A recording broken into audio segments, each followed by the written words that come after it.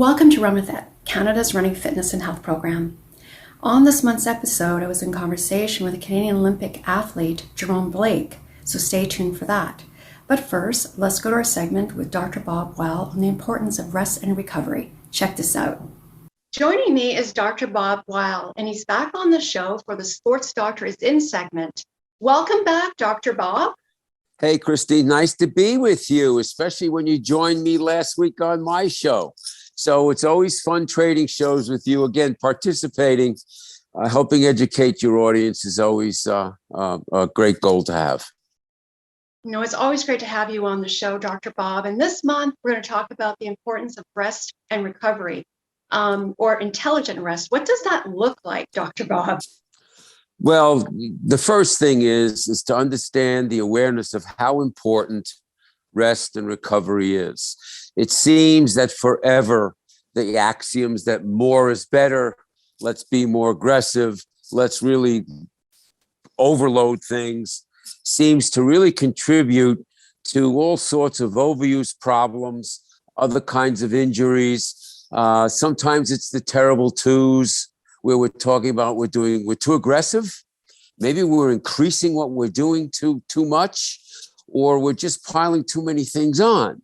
And ironically, the awareness of how important rest and recovery is, from sleep medicine to nutrition to soft tissue and massage therapy to meditation, the whole mental game that we talk about on the Sports Doctor has become very, very important at all levels. Whether we're talking about someone who's looking to run 10 days a week like you used to, or we're looking to maybe, hey, listen, I'm going to double the mileage.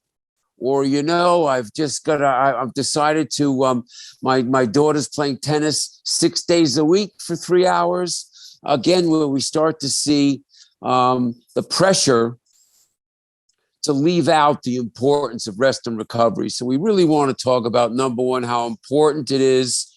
We need an off season. We need our son or daughter who's in serious sports to take time off. And we also need, quote unquote, my famous intelligent rest, which is to really understand how important it is to pay attention to what your body is telling you and what your what your energy is telling you, and making it a point to include rest and recovery as just an important part of the training itself, the activity itself, and the whole pressure that goes into pushing yourself, trying to run through injuries. A lot of times we see things start as minor, and then again, in the world of running is famous for this. And, running is a lot of the same activities and same motions, pounding the body very, very aggressively, or at least 3-4 times our body weight. So if we're aware of the importance of recovery, then we will include it in our approach. Yes, and important to include our schedule, because I know from my own experience, and we also have a couple of questions, but it's like, if I take time off, that means I'm not going to get any better. So there is one question from John, who made the Boston podium. And yes, well, I'm going to jump in for what you just said. The idea that if you take time off, you just won't be as good. And it's not true. You're not going to forget how to run and run well by taking time off. It's a mental challenge. This is why the awareness of how important these things are. Now, we're not saying you took 3 months off and you're coming back and whether you're going to be as good as you were. Of course you wouldn't be with that kind of training. But taking days here or there, or time off if you're hurting, in order to be able to recover is a major point. Yes. Yes.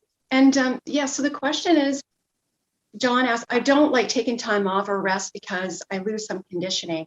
How do you turn someone's mind into thinking, like, I know you just said that, making it part of your schedule, but is there anything else? Like he'll be a better athlete. If there's two things all athletes care about. there's two things all parents and coaches care about. One, of course, is how do I prevent trouble? How do I prevent injuries? Whatever the sport is. Second thing is, how do I enhance performance? And the ironic part of this question, John, is that the proper rest and recovery will make him perform better, will give him a positive edge, and to understand that that 15 minutes a day of doing some mental visualization, for example, meditating, relaxing, let your body recover is a major key, as are days off. Mm-hmm. So sometimes, the thinking is faulty that I'm going to lose my edge. I'm going to regress if I take time off. It's not true, but you want to be able to have some good feedback from your sports therapist, from your coach, from your physical therapist on what type of time off has been successful. And in an athlete like this guy, who I know you said he's a snowshoer, he's a long distance runner, he's a trail runner. And again, rest and recovery has got to be an important part of what he's doing. And the reason he'll convince himself is he'll probably enhance his performance. Mm-hmm. Let's throw that back at him. Yes, because Phillip Gary Smith is he does trail, he does snowshoeing, he does running. He's a just a long distance runner who are yes, and his history. Again, his particular individual history is key. If someone says, hey, listen, I've never had problems, I really feel great, I'd say, it's hard to argue with what you're doing. Just include the recovery part is very, very important. But if we see somebody's history that, I've had knee trouble, I've had sciatica, I've had foot ankle problems, etc., then the recovery and rest part, intelligent rest, means what's the situation? Did you step in a hole and turn your ankle? And we've got to pay attention to that. Or is it the fact that every time you hit a certain amount of miles in your experience, you start having some postural problems or et cetera? So you need to be able to intelligent rest with quotes means what's the situation, and include the importance. If you need pain medicine, people, in order to continue what you're doing, you got a problem. And this is very, very common.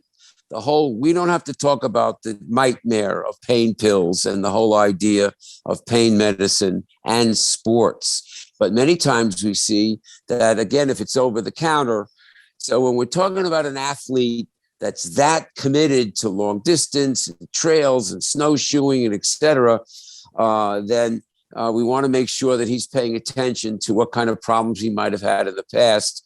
And then again, making some plans to be proactive in doing the two things we talked about: preventing trouble, enhancing performance. I mean, do you want to be 2 steps quicker or not, Christine?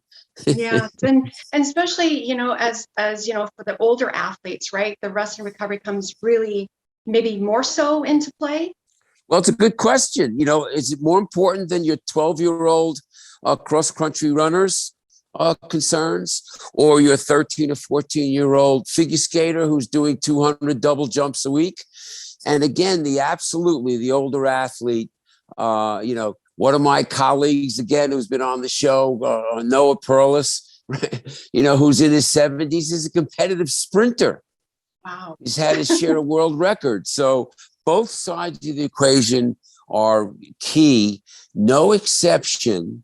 Every serious athlete should consider massage therapy a couple times a month. That's my pearl for the week for you guys. Soft tissue massage therapy for recovery and healing, major weapon, no side effects.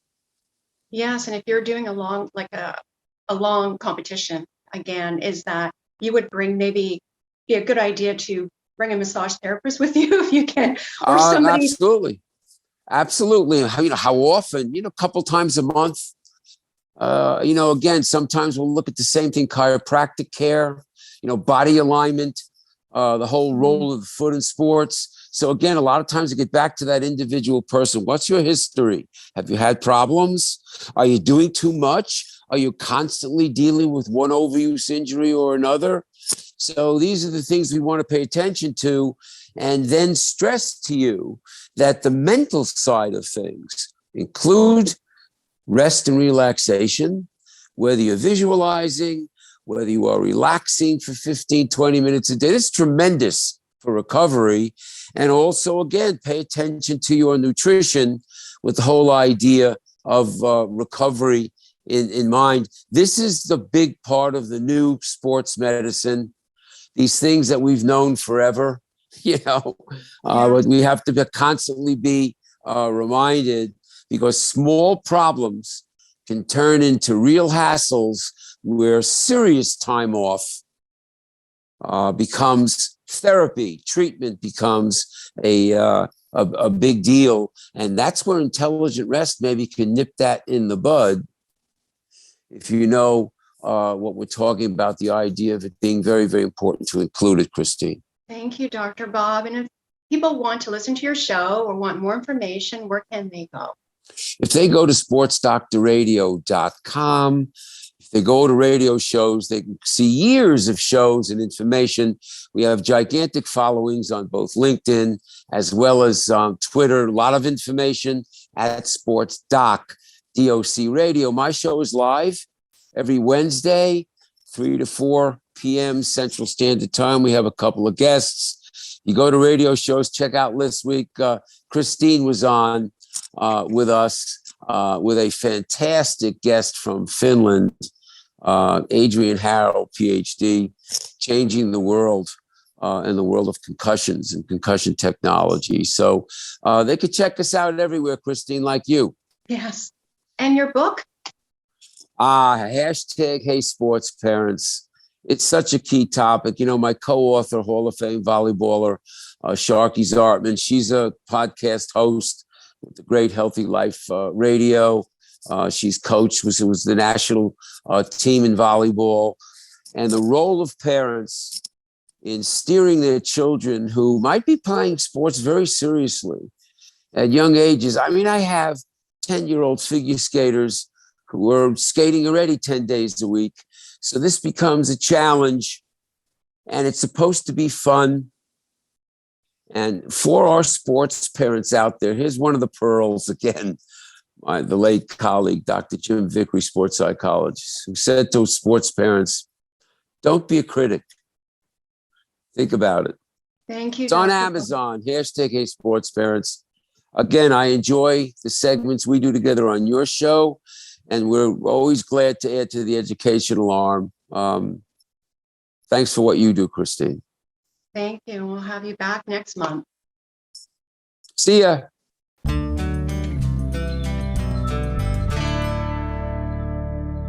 Joining me is one of Canada's elite sprinters, Jerome Blake, fresh off his first Olympic Games in Tokyo. And he's here today to talk about his 4x100 meter performance, his bronze medal performance, his future with the Canadian track and field team, his charity work, and his acting and modeling career. Welcome, Jerome. Thank you. Thanks for having me. Yeah, so congratulations on your bronze medal 4x100 meters. And tell us, how excited were you? It was a pretty cool experience, it was it's a lifelong dream in a sense, to go to the Olympics and get yourself a medal and all that. So for me, it's a blessing of the fact that, there's no medals at the Olympics is guaranteed to any one person. So for me to go there and come home with one of 3 medals, that's, it's a pretty cool experience, and it's a blessing for me. Yes. Well, Jerome, you had your mentor, right? Aaron Brown. What was that like?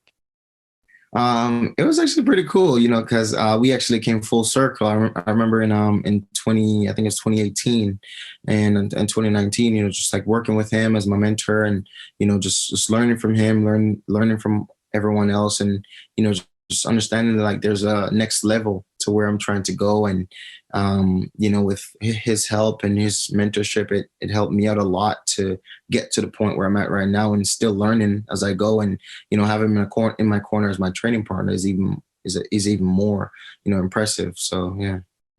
Mm-hmm. performing in your first Olympics on the world stage,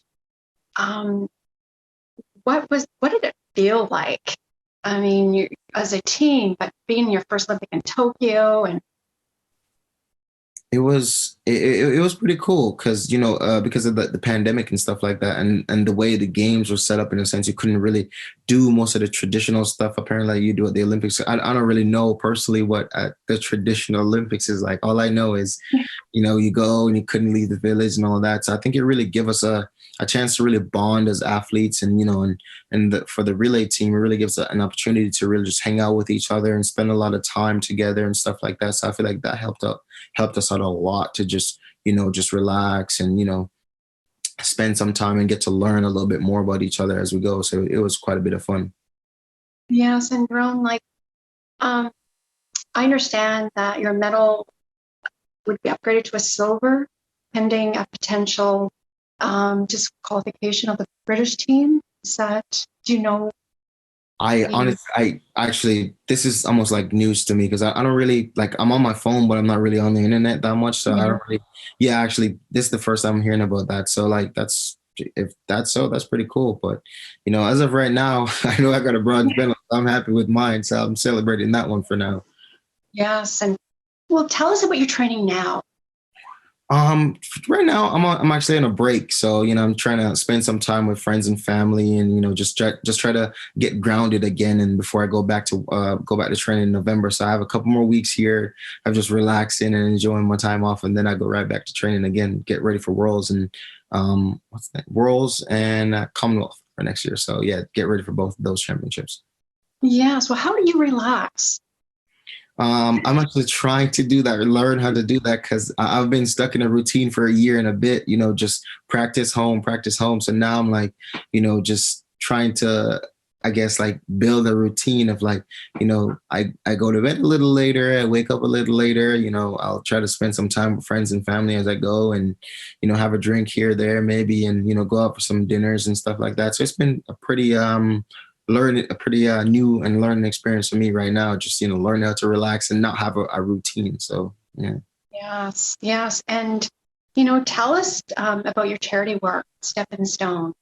Yeah, for sure. So Stepping Stone is a charity that I created in likeness of me because when I moved to Canada, my first coach Pat from Kelowna, we she helped me a lot with whatever she could, whether it's financially and, driving me to track meets and stuff like that my mom couldn't drive me to. So it was pretty cool, and I told her that, if I ever make it past where I'm at in the sport, I'll pay her back, I'll pay her back all the money she spent on me. And she said, don't worry so much about paying me back, help somebody. So I for years, I sat and tried to figure out what will be the best thing to do.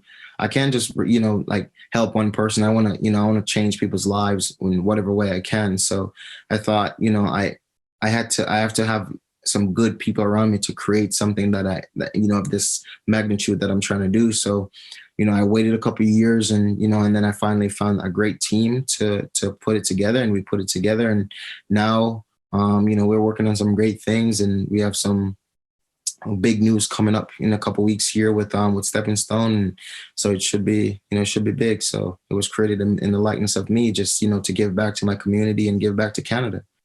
Yes. And it's a mentorship program for youths to get into shape and to follow in your footsteps, right? In a sense, because how life works, it's not so much about sports itself. So for me, I think it's just whether in sports or out of sport, because the great thing is that if you can learn something from somebody who's making daily sacrifices with their lives, that's very powerful. So I feel like, having whether it's a business person or an athlete, just speak to somebody and say, hey, I've done this and this and this to get where I'm at. And, we think if you can do this and this and this, you could, you might not get where I'm at, but you can get to where you believe you can get to. So that's pretty much, our goal, to change a lot of people's lives. Right. And so, to get involved or to find out more information, where can we go? You can go to stepinstoneorg and online, or you can follow us on Instagram at stepinstone.org as well. So, yeah, or just go to my Instagram page, Jerome Blake, and the links are all there to, follow us and, keep in touch. And we have some big news coming again soon. So in a couple weeks here, we'll be, onboarding a lot more people. So it should be fun. It's wonderful. And I love the name, Step and Stone. Yeah, thank you. I just love it. So congratulations. And thank you very much. Yeah. So, I mean, I was, looking at your Instagram account and I see actor, model. I mean, that's so exciting. So tell us about that. I mean, I love your outfits and yeah, so tell us. Thank you. For me personally, I met someone and they told me like, oh, you have a character that you need to develop more. Like you're a very fun and outspoken person. You need to be that person. You can't, like you have a talent here. So I was like, what is that talent? And he said, well, for one, I didn't know this, but he said, you're a Leo, and Leo's like to dress up. Doesn't matter what you're doing. You like to dress up. And I was like, that might be true because I do like to dress up. So, I decided to join a model agency and, they put me in touch with some really good people. And now I guess I'm one of the most popular models in Vancouver, I guess. So, I look for some pretty cool stuff, and I have some pretty cool stuff in the next couple of days here as well. So it should be quite interesting. And with the acting stuff as well, actually someone put me in touch again with a acting agent, and she told me I should take some classes, and I took some classes and off I went, and got my foot wet a little bit, and I've been doing it ever since. Yeah, and you should have your own clothing line maybe one day. Yeah, that's a plan one day, but as of right now, I don't think I could manage doing all of that right now, but hopefully one day though. That's definitely something I would love to get interested in.